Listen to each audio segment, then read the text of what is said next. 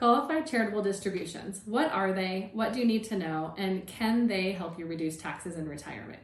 Qualified charitable distributions are a really good tax strategy for those of you who are charitably inclined and over the age of 70 and a half, or especially for those of you who are 72 and older and are now forced to take required minimum distributions out of your IRA. Let me give you some context. In 2017, the Tax Cuts and Jobs Act actually changed how our standard deduction works. Basically, the legislation increased how the standard deduction was calculated. You'll see on this chart that the standard deductions for 2022.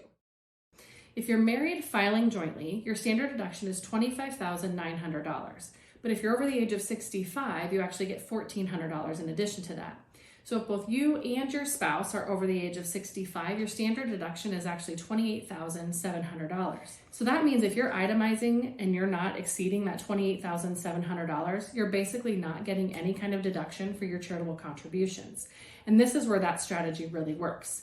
So how it works is we basically replace what you're currently giving to charity, or maybe even increase that if you're looking to do that, and take those funds directly out of your IRA and send them directly to the charity. And that's the caveat. It has to go from your IRA to the charity directly. Otherwise, you don't necessarily get the tax deduction.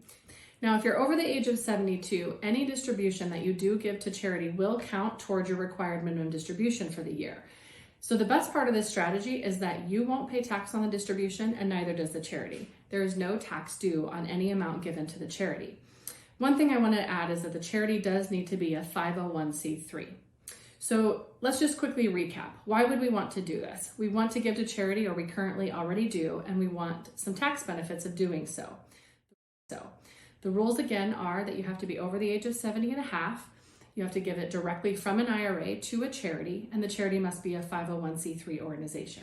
So if you like this strategy and you have any other questions, please give us a call, or someone in our office a call. We can discuss this further. And as always, when we talk about tax strategies, we always recommend that you talk to your tax advisor.